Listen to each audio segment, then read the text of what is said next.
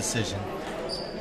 I mean, I thought I won by split decision, like, it's a close fight, but I thought I won. And Manny, like he has throughout his whole entire career, does a great job with 30 seconds left or even the 10-second clapper of throwing flurries, and the crowd reacts and steals rounds.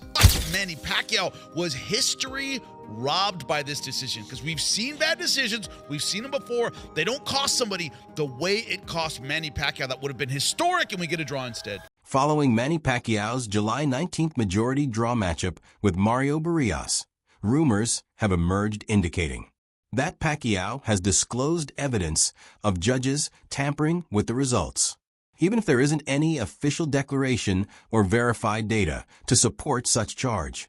The boxing community is already abuzz.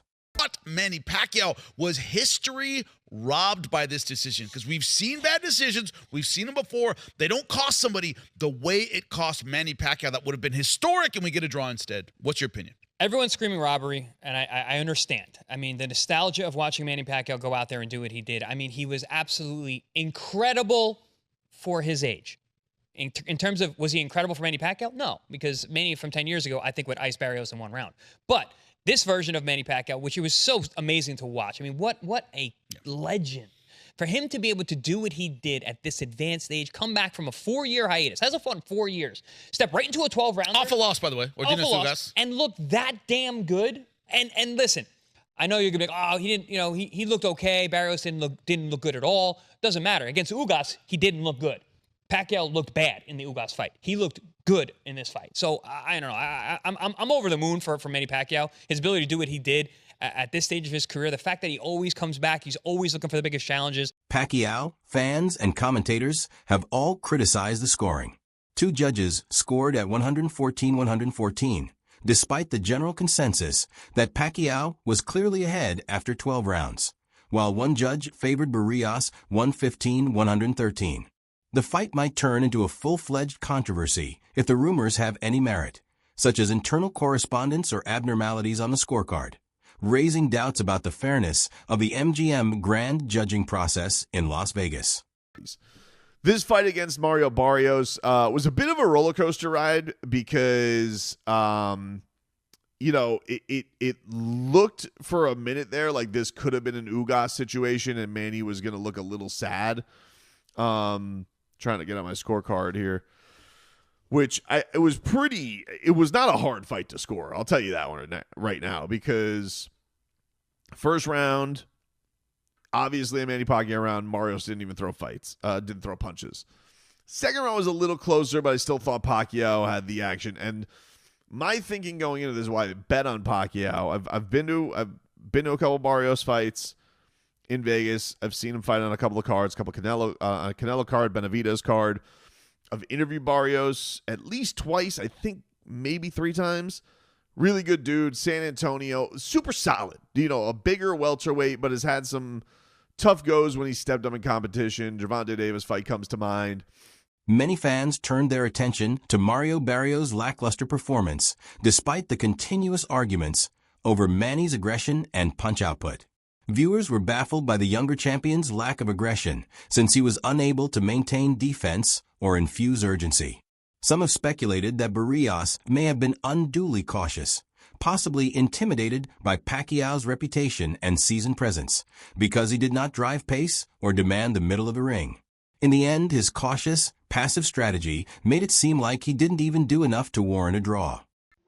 So yeah, everybody, so this is Manny Pacquiao versus Mario Barrios. So yeah, everybody, Manny Pacquiao, this ended in a draw.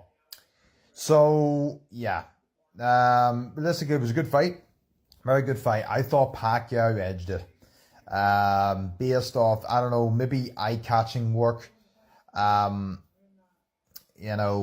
Barrios was, I would say, was slipping away halfway through 6-7, around that there, and then he came back in the last couple of rounds, but in the same time, I think Pacquiao did enough to win the fight. But it was a great fight, everybody. Manny Pacquiao looked far from done in this fight. He looked fantastic, looked like Father Time didn't beat him. and he was quite impressive tonight. And more impressive than the expedition he did face in Japan not too long ago. So it was a great fight. Unfortunately, there was no win put down to either fighter. It was a draw. Second draw for Barrios too. His last draw was from the Abdul Ramos. So this was a great fight, everybody. What do you guys think about it? I thought it was a very, very good fight. And yeah. Sean Porter, a former two-time welterweight champion and close friend of Pacquiao from their sparring days, didn't mince words in his response. Giving Barrios rounds was practically impossible, he said, adding, "It was incredibly difficult for me to give Mario rounds. Mario never seemed to take charge or take command, in my opinion. It was swinging Manny's way all the way if you had a meter." Porter bemoaned that judges don't comprehend this school and denounced the ruling as egregious incompetence. "It's Harvard. It's ale here. Not even high school is for them." He ended with frankness. "I have little faith in judges." His remarks reaffirmed the indignation that Pacquiao's performance merited a resounding win rather than the majority draw.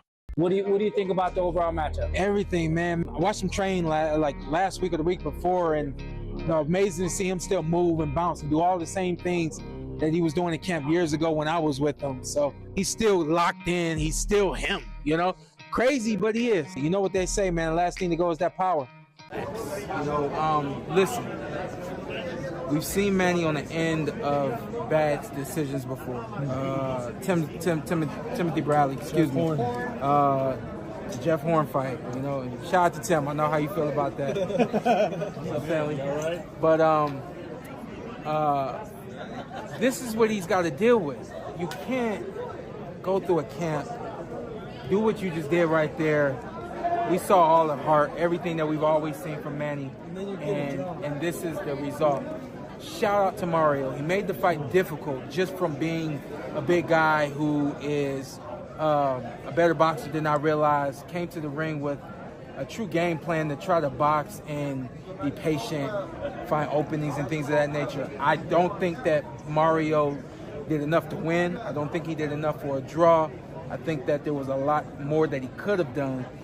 But the main thing is the style that he chose to box was actually a good style to use against Manny Pacquiao. They were saying that they were going to come right to the middle of the ring, and they did.